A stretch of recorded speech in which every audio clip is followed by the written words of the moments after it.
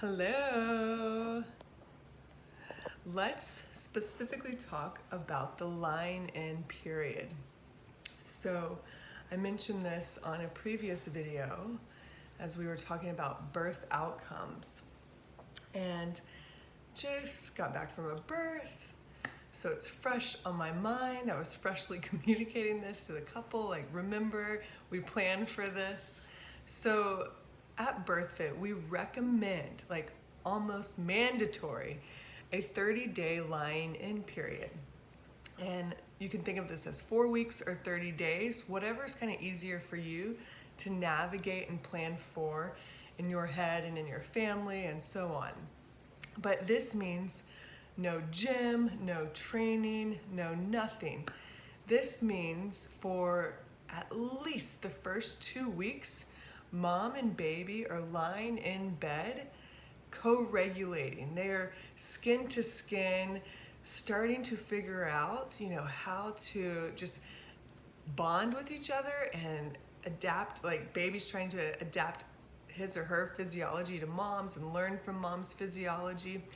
And they're establishing a breastfeeding rhythm. They're getting to know each other. It's really a beautiful time in this 4th trimester, and so important to just let it be and not interrupt. This is also a really great time for dad, other siblings to meet and bond with the new baby. Skin to skin all around. So important. So important. So think of that as like the first 2 weeks where you're just like chilling, mom, baby in bed, bonding, co-regulating, and that's really it. Food, chores, all of that has been delegated out. So maybe there's been food that's prepped and that's in the freezer. You can grab that and heat up. Maybe people are dropping off food, like there's a meal train set up. Maybe people are coming by and setting up like a chores meal train, a chores train. But basically, the only thing mother has to think about is bonding with baby and figuring out that breastfeeding rhythm.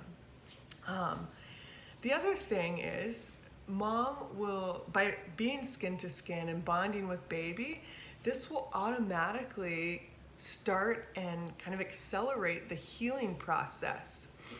As things kind of settle and we come back to earth, one of the things we love to tell our moms is to put your bare feet on the ground. So if you do get up and walk around, keep baby close, or maybe baby's with dad or sleeping, napping, whatever. But let's ground. We've just went through this huge transformation with our nervous system. And so grounding, integrating, those 2 words are really important right now. And those 2 actions kind of need to happen over the next few weeks. So feet on the bare earth, or if you have a partner that will massage your feet, just to get some touch on the bottom of your feet is so good.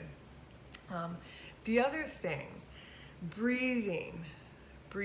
I want to bring your awareness back to this diaphragm breath that we practice so much during pregnancy and maybe even prior to conception. In through your nose and out through your nose, where you're filling up this canister, right? So our diaphragm and our pelvic floor are parallel to each other, and then all the core muscles, all of this is basically like a cylinder. Think of like a LaCroix can or a keg or whatever you want to think of, but it's a cylinder. And as you inhale, the diaphragm and pelvic floor move down together, they lower together, and everything naturally expands. And then on the exhale, everything naturally returns back to neutral. There's no sucking up, there's no pulling your belly button to spine. It's just breathing, how we as humans are designed to breathe. So during this first 30 days, that's all I want you doing. That's all we want you doing. That's all you should be doing as far as, breath work. We can do the other stuff later. But if you're laying and baby's on you, just think about breathing in through your nose and out through your nose. and expanding your rib cage, maybe sending fresh air, fresh energy all the way down to your perineum, so everything kind of lowers, right? And you're just exploring that range of motion, that space of your canister that used to have the baby in there, but now the baby's on the outside for the 4th trimester. So you're just breathing simply. There's nothing, no other agenda here, just breathing. The other thing I'll add is, once kind of the 2 weeks is up and we're like on the second half of the lying-in period, if you want to go for gentle walks, by all means do so. And we recommend wearing baby. Wearing baby so that they are facing you and they're close enough to kiss and that their booty is supported.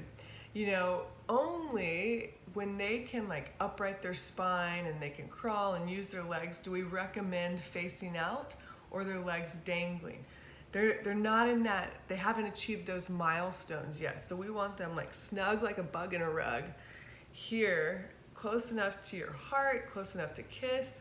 And then that gives you an extra free hand, and you can go for a gentle walk out to the mailbox and back, maybe a gentle walk around the block, come back, see how your body responds. See if there's any increased bleeding, see if there's any soreness, any discomfort anywhere, see where your body is speaking to you.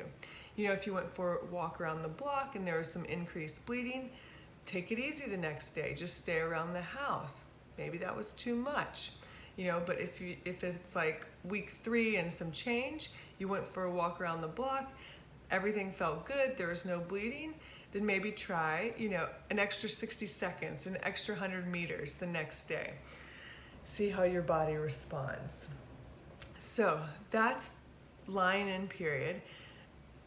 The last thing I want to bring your attention to during the lying-in period is nourishment. We're nourishing ourselves through this diaphragm breath, we're snuggling with baby, we're bonding. I've mentioned a meal train, but definitely let people know what foods you want, especially if people are bringing you foods. Prepare foods that you want. You want broths, teas, slow cooked meats, like really nutrient dense foods and warm foods. In Eastern medicine or the Eastern culture, postpartum is now considered a cold state because baby is on the outside, where pregnancy is considered a warm state because you got this extra furnace on the inside. So we need to warm from the inside out. So nourishing foods, nourishing teas, just anything you put in and on your body, you want it to feel like a nice warm hug. That's what I like to say. And then the last thing I'll add is when you feel ready, belly massage, abdominal massage. And we have a video on abdominal belly massage on YouTube, so be sure to check that out. But whenever you're ready, you'll bring your hands to your womb space, to your belly, and touch from yourself and showing yourself, your body, how grateful you are, how just all the gratitude you have for your body for going through that experience and, guiding you and being with you. Just extend that to your body through an abdominal massage. And it can be slow, super gentle, work up, in length of time and pressure. It's totally what feels good to you. So that's the lying-in period, mandatory, 30 days or 4 weeks. And then we'll go into something else. So yeah, plan for it. You can't get this time back, and it's such an important time for this new human and their nervous system and their ability to adapt and just feel safe here on earth. So I really, really encourage you to plan for it and to soak up all the bonding with the new member of your family.